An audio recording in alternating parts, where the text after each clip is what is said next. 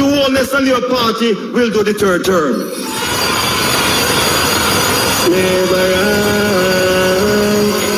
We are, as all while, we are descendants of the slaves. We don't want to descend the slave masters going to rule us again. We don't want it. In 1838, we threw out the chain. And in that trench town, I lift up chain and chain again. For what? If you put me in that chain again? You know what happen? Jamaicans are so stupid. What we need to do, put him back on the band on the boat and send him back to England. Shout, shout, shout, shout, shout. Yes, the prosperity star. I said repeatedly, they claim Sarah was a white man and shouldn't lead us.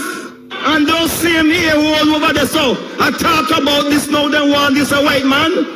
So why you can talk about Sarah all this year became white? And because a white man come, you say you can't lead Jamaica over my dead body. Over dead body.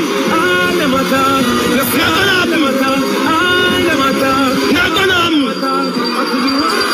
Out of many one people, yes. One other man who refused to hold a Jamaican passport. I did not raise the issue. He won't have a Jamaican passport. This man traveled for him life and British passport. So how the hell you want to do this country and lead me? Not going to lead me at all. Them no bad like me, them no bad like me. My intention was to retire this term and make a young person take it. Because at 73-year-old, I need to walk away now, train and prepare young people. But when look at the whole issue there, I can't walk yet. Me have to stand up in my last one, hold up the hand and hold this. Marching on to victory. Because I have to do everything with my power to ensure that Andrew Holness is the Prime Minister next term. And running back, I have no intention of sitting in Parliament in opposition for this Englishman rule over me in this country. I ain't not going to beg nothing at all. It better my dog bite me than the white man dog bite me. Yes, the prosperity start. You hear me? No bulldog, no station, no pitbull now bite me from what they saw. I better them bite on me foot yourself. Don't even look on them over there, so. We go mash them down. So let us stand for our party. Let us fight for our party. And I hope to see all you Sunday with the largest turnout that we have had. The last conference before the next election, let us show them that they listen to what poll is. In that poll, when I came back to Jamaica, I never threw any garbage. Because the poll said me lose Homestead, Elsie Pen, Duncan's Pen, Windsor Road, Macook's Pen. I may win all of them now to a PMP. So this is if it. Look here. I say I won't look at this. I won't care the paper go bathroom. So that's the way. So don't listen to him. Him pay to run propaganda. Him pay for run propaganda. Labour Party is stronger than ever. And all the propaganda and the false polling carry come. He now help them. What I want to say tonight. England have 5 prime ministers in 2 years because they can't find nobody. So this English white man, if he wants them prime minister, go England, they can't find nobody up there. They might use him. A country with 5 prime ministers in 2 or 3 years can't find nobody. Somebody will knock on Englishman's door and say, Mr. King, may I come, and left us alone. We are so. We stand for Andrew Holness. You stand for Desmond. We work together. This man traveled for him life and British passport. This man traveled all his life on a British passport. That he did indeed. And it is a great puzzle for us here as to how he was able to do so. How was he able to leave Jamaica on a British passport and re-enter Jamaica on a British passport without being stopped, or deported? Well, I think I have the answer, and I would like to thank one of our loyal subscriber, Melvin. Are you a subscriber? I do believe you are, Melvin A. Brown. Yes, man.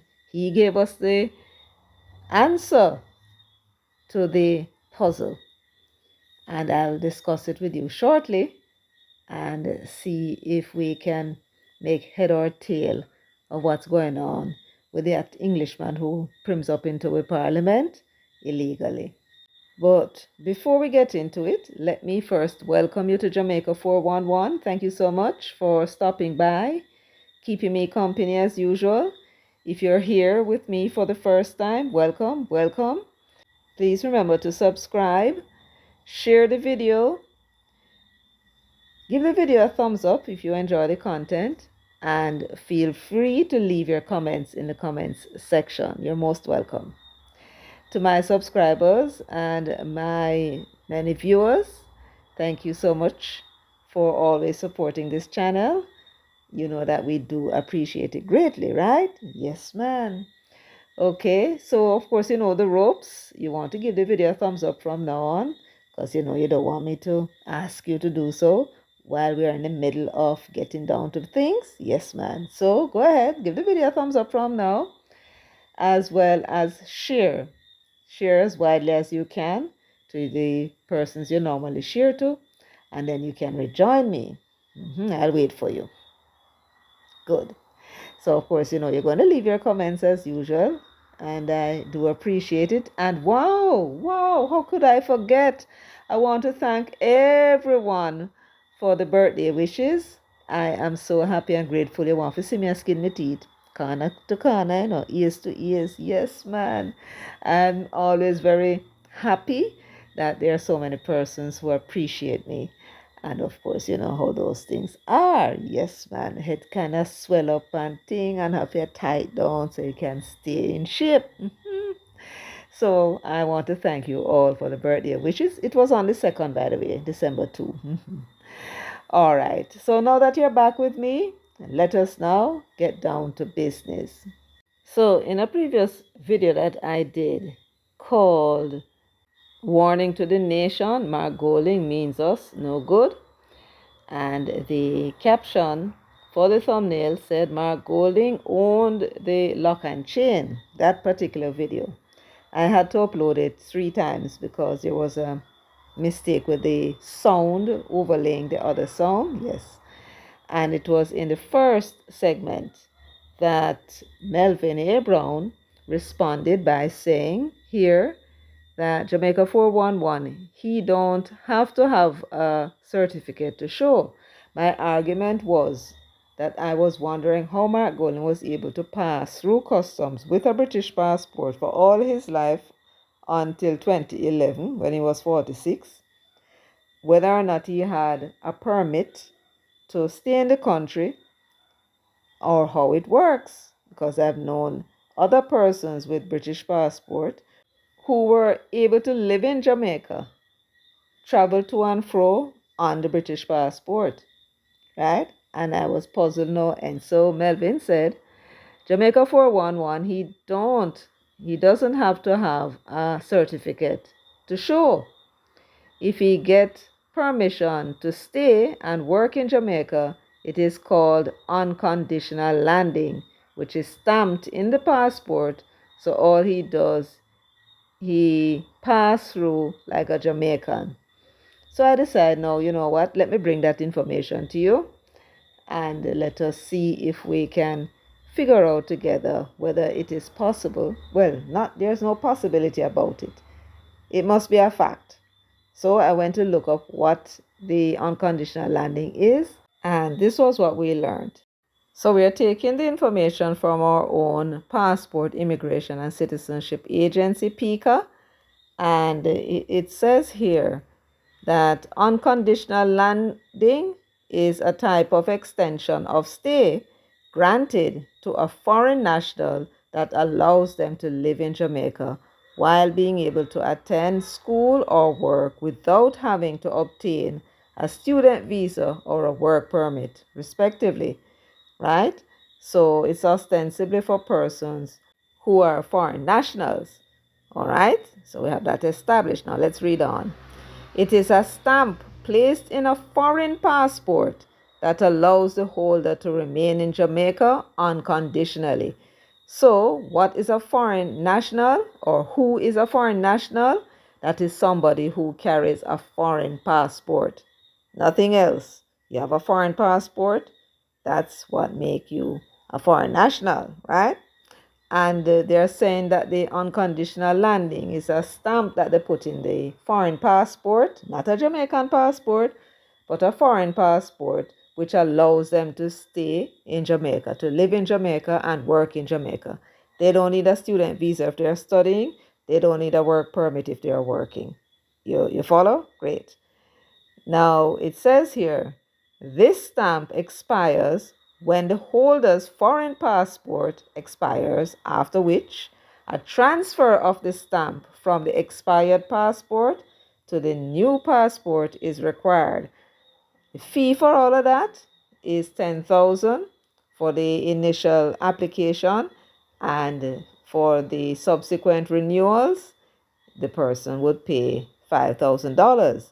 So all his life, whenever Mark Golding was renewing his British passport, he would have had the stamp transferred into the new passport, and he would have paid $5,000 for that. Okay, great. So we're going elsewhere now to get the clarity of it. The one in Pika isn't so clear.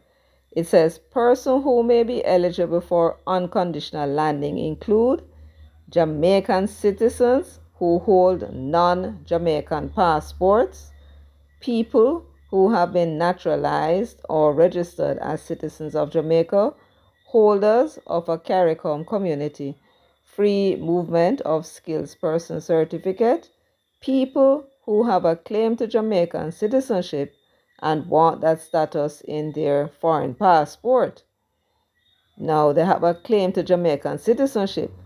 Yes, in the case of my friends from the country who was a British national, her claim to Jamaican citizenship would have been through her husband. So you can't just be somebody that just come from out of the blue and just turn up in Jamaica and say you want an unconditional landing status.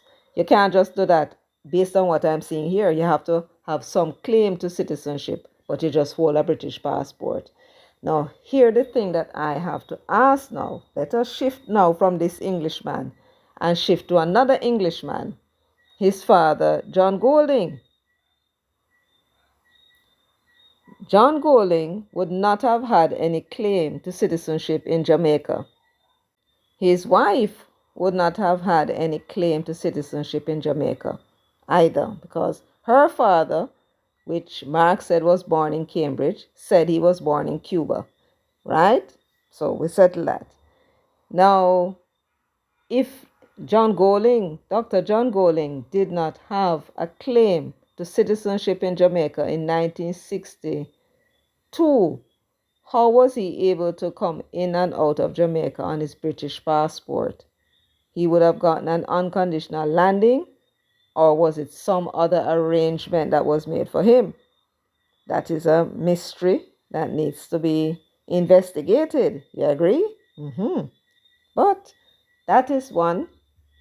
Next would be his wife, who was born in Scarborough, England, right? How was she able, she died recently, how was she able to stay in the island? Did she also have stamped in her passport an unconditional landing? I asked the question because with both parents having no claim to Jamaica as a citizen, right? Then Mark Golding, according to him, he said he was born here. So we must ask the $1,000,000 question. Let us say, for argument's sake, he was born here. Why was it that he did not get a Jamaican passport at any time during his life? Traveling to Jamaica on a passport, a foreign passport with an unconditional landing status in it. Why would he have done so if he was entitled as a Jamaican citizen, being born here, to have a passport, unless being born here, he knew he was not entitled to have that passport. I seem to recall Joe Matalan saying that Mark, in his view, the Mark that he knew or know, that he was of a very high integrity. Well, that may be the case, but now I'm in politics, it means something totally different now. And the man of a different color. Right? Now, let us take Joe Matalan's word for it. And Mark was, when he was out in the corporate world, an honest fellow. Then, knowing that he is not entitled to have a Jamaican passport because his parent or parents were under some immunity, meaning to say from prosecution or being sued, in which case, under 3A of the Constitution of Jamaica, the child born of that union is not a Jamaican citizen. That child or children would be citizens of the country to which the parent is from. In this case, it would be England, United Kingdom, right? And Mark would know that, if that is the case, and therefore not apply for a Jamaican passport. But it goes deeper, because even as he may not be entitled to a Jamaican passport in such circumstances as I described, Mark is also married to a Jamaican. He's married to a Jamaican. He could have applied for his citizenship through his wife, and that he did not do either.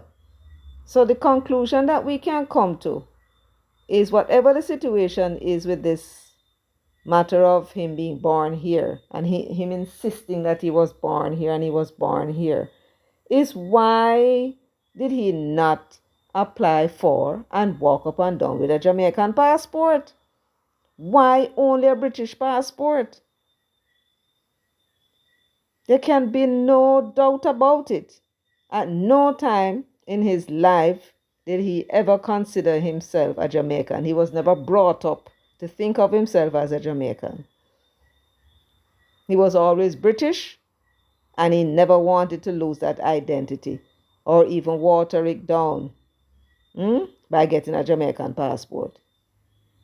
In his own mind, I can't see what else he could be thinking.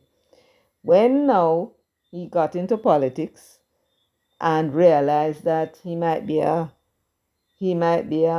minister, right? Not only that, but he knew he could not afford for Portia Simpson to find out that he was not a Jamaican citizen, a full Jamaican citizen, right? Having a British passport would mean that he's a British man, not even, not even a Jamaican citizen. So he went and he got this passport for the first time in his life in 2011, when he was 46 years old. And this information was confirmed when side chick Nikisha Burchell, came out and accused Darrell Vaz of getting inside information from the passport office. That was her telling us that everything Vaz was saying at the time was true. It is an extraordinary thing that she should have done that. How could she have done that unless she wanted us to know? And if she wanted us to know, it is because Bunting wanted us to know. It is said that she was overheard saying back in 2020, 2021, that her sole purpose in the OLO was to ensure that Bunting became Prime Minister of Jamaica.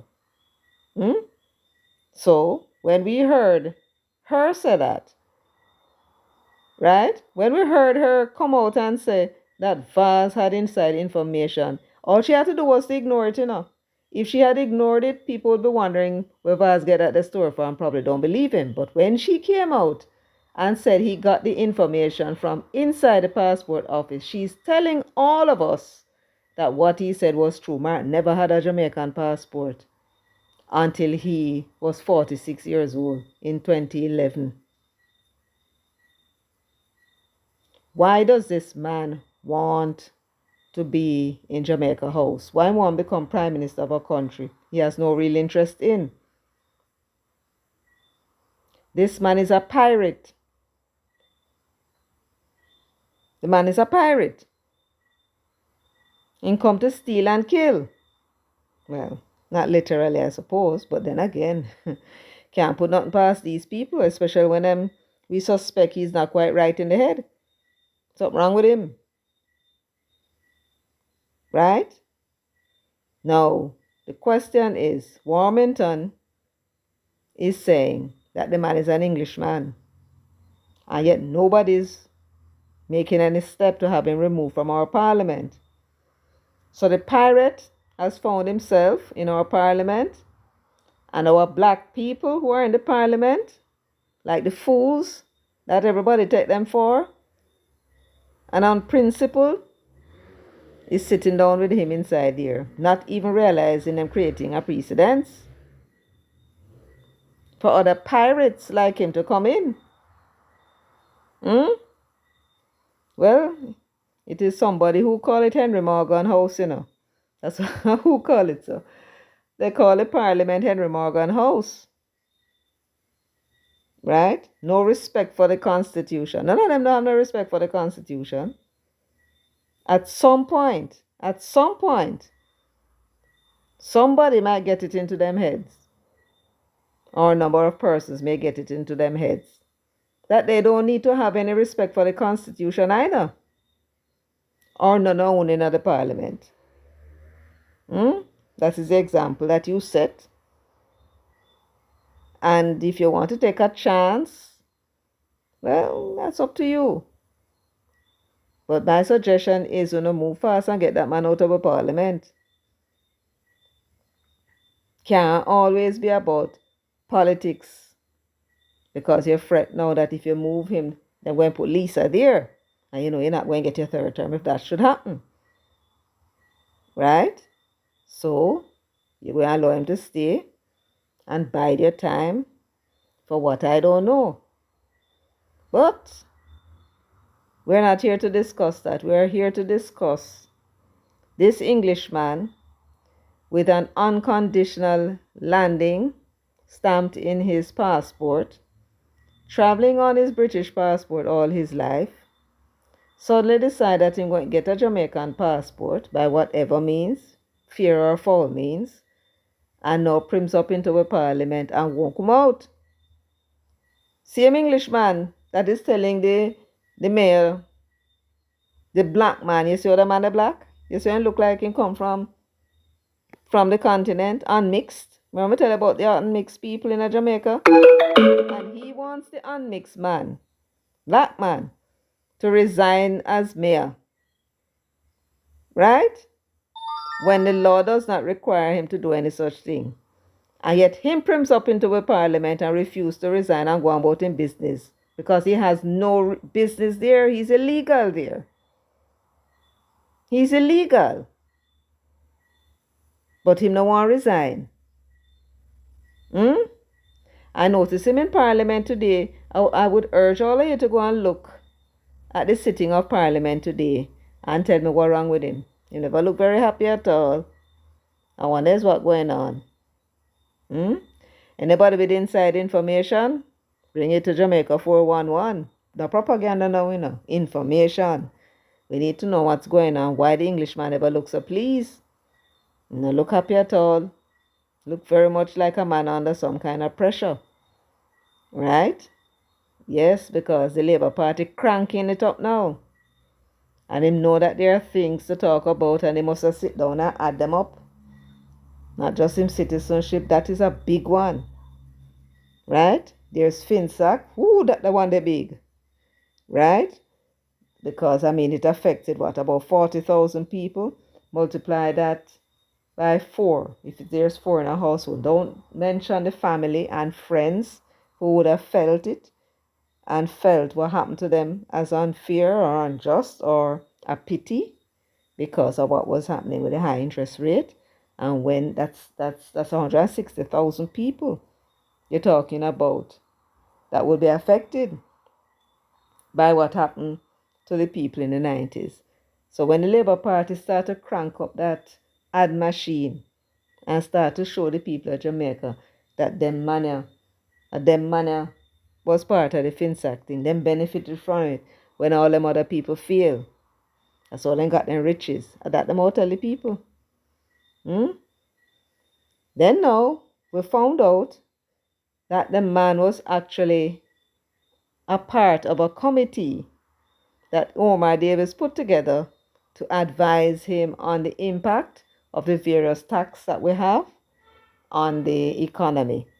And them went and them write all kind of something I tell him about say him fi remove income tax, remove corporate tax, remove the exemption from the GCT and all them items that poor people use, reduce the GCT to 10%, and then I have another tidbit for you, my peeps. Yeah, man, my peeps, I have another little tidbit. Wait until I bring that one there. Bring that one there tomorrow, right? And then after, they reduce now the GCT. They put it on all goods and services. And Matalan said in that GIS report in 2009 that that proposal is going to create hardship on people. Then when you use the gas tax as well as the GCT in order to drive the revenue for government to pay the teachers, the nurses, the doctors, and so on. And who was going to pay for that? The man who was getting 5,500. If Bruce Golding had listened to them and reduce the exemption to zero, which means that GCT is now on everything, that poor man would have been paying $937 out of the 5,500.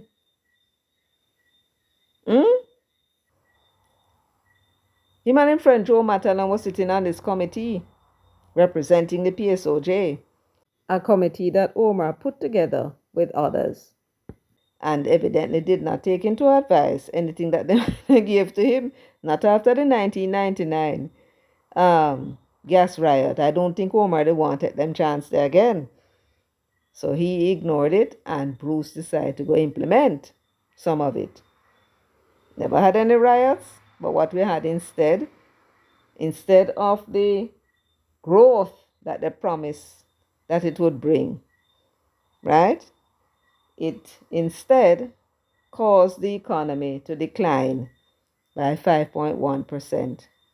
The economy contracted, production fell by 5.1%. Why? Because the consumers, who were in the majority the poor people, the purchasing power of the dollar they had in their hand could not buy what it used to buy. So they had to cut back. And when they cut back, all the businesses that they would have been buying from fell into ruin and collapsed, right? And so the production was reduced because of it. And that happened under Bruce Golding, under severe pressure from the private sector for him to implement what they thought would have grown the economy, but instead ruined the economy. So little by little, we are finding out things about this Englishman that cock up in our parliament illegally. We are finding out things about him, man. He's been trying to hide what plans he's coming to. So him no want Andrew thief it. But I don't think Andrew will be thieving this plan at all. No. Them hiding that one because they know you would not approve. What them hoping is that them would hoodwink them way into Jamaica House and then them implement policies that they never get any approval from you to implement. Yeah, man, that's what they're hoping. But we found out, yes, what it is that they're up to, in our view. In the absence of them coming to tell us anything else, then that, as far as we know, was and still remains his position. The next thing we know about him is that he was traveling in and out of Jamaica with a British passport that had stamped in it an unconditional landing. That's how he was able to live and work in Jamaica without a work permit, without a permanent, status or anything like that. So when we talk about 1 foot in and 1 foot out, he literally had his foot out. It's no wonder he bought that property that they live in at Farringdon in the name of a company that is registered overseas. So that when him decide that him going to pack up him suitcase and him leave, that's it. As Karen Cross would say, everything that he has can put in his pocket and leave Jamaica. Right? He was only here because this is where he was working and making his money.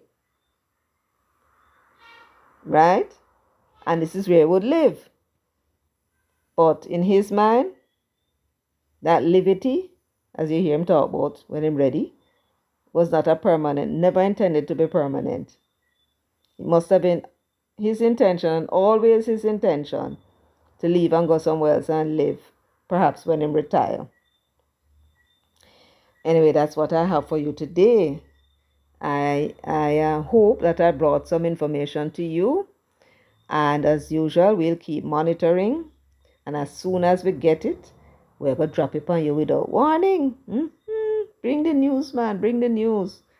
Unconditional landing. That's what the man had in his passport that allowed him to stay and work in Jamaica. That man is not a Jamaican citizen. I don't care how much passport he want to walk with.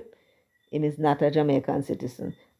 I would say, let me put it to you this way, my peeps, that the passport office, PICA, should launch an immediate investigation, or quietly. You don't have to make a whole heap of noise about it. Do it quietly. You can do it. You can send to the Home Office or whatever them call themselves these days in Britain and ask whether or not Dr. John Golding had any immunity granted to him by the British government. If he was a diplomat, if he was not a diplomat, did he or was he granted some form of limited immunity which would protect him while he was in Jamaica? Whatever it is, the term is that they use, under whichever law he might have applied for it under, the PICA needs to find out. And I do believe they're obliged to tell them, because this is a matter of national security. So they cannot refuse to tell him. And if they refuse to tell him, they should revoke his passport and make him bring in British passport, and you stamp the unconditional landing in it, as you did before. Why is it that he showed us his Jamaican passport but never showed us the British passport that he has in his possession? Why is that? We want to see the stamp in the passport. So we at Jamaica 411, we are demanding that the passport office conduct an investigation. That man is not entitled to carry that Jamaican passport, and that's the reason why I never had it in the first place. And that can only be because his father or his mother, more than likely it's his father, had some form of immunity that he would have gotten from one of the sections of the British government. He was in the Royal Army Medical Corps. That's another branch of the British security that they can also check. Yes. Okay, well, until such time, we'll see what happens next. We will continue our investigations and bring you the information as we have it. As I said, there's another tidbit, and I should hope to bring it to you tomorrow. Anyway, thank you so much for listening to me. Thank you so much for being so patient, for liking, sharing, subscribing, and leaving your comments in the comments section. Until next time, take good care of yourselves and walk good.